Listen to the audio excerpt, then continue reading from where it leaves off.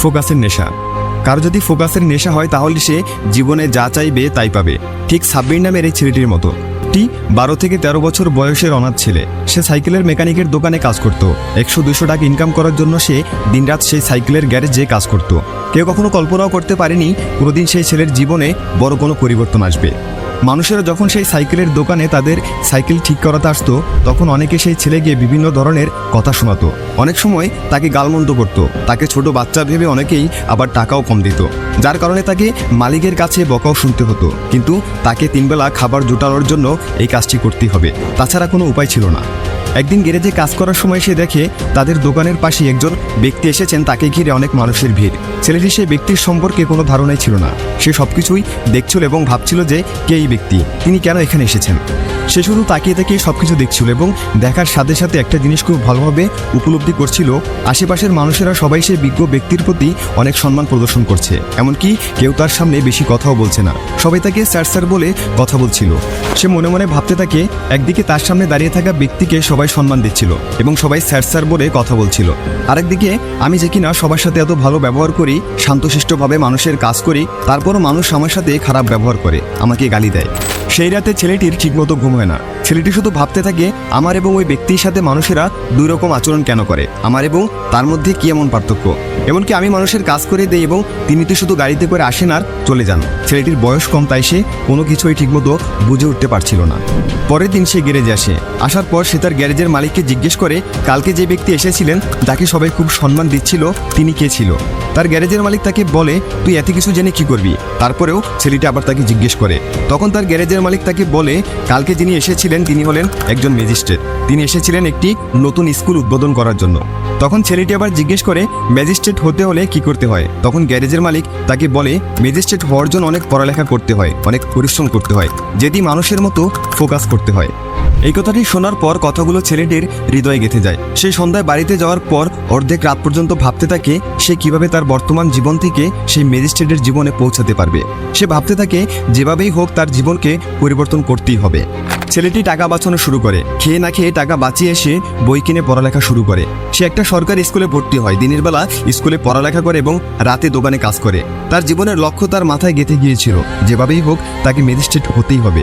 এখন তার বয়স 27 বছর হয়ে গেছে। বিগত 14 থেকে 15 বছর তার মাথায় শুধু একটাই ফোকাস ছিল যে তাকে একদিন ম্যাজিস্ট্রেট হতেই হবে। সে শুধু এই সময়ের অপেক্ষায় ছিল যে কোনোভাবে সে যেন শুধু তার গ্র্যাজুয়েশনটা শেষ করতে পারে, তারপরেই সে বিসিএস পরীক্ষা অংশগ্রহণ করার যোগ্যতা অর্জন করতে পারবে। তারপর তার কাছে শুধুমাত্র 1 বছর সময় ছিল বিসিএস প্রিপারেশন নেওয়ার জন্য।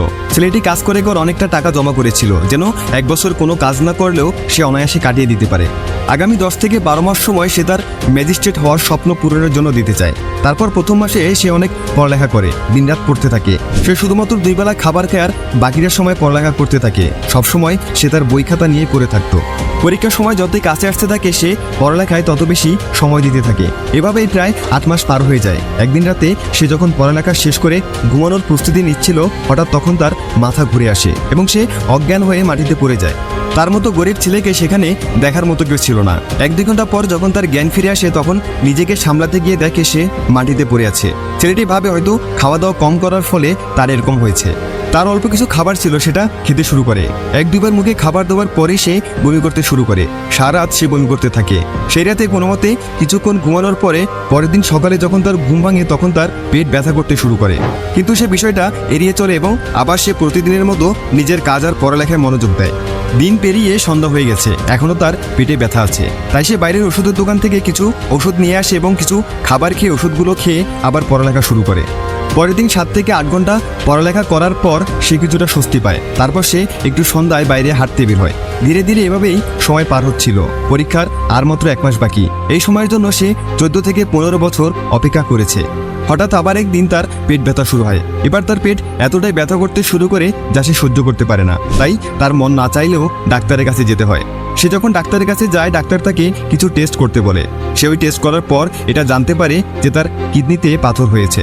এই কথা শোনার পর তার অনেক বড় ঝটকা লাগে।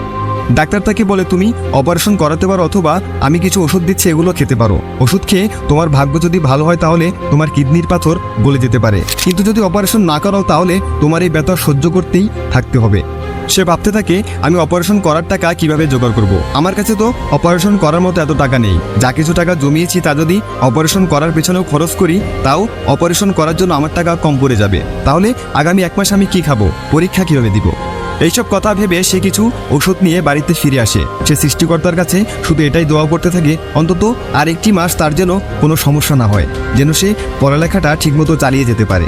কিন্তু সৃষ্টিকর্তা তার জন্য হয়তো অন্য কিছুই ভেবে রেখেছিল।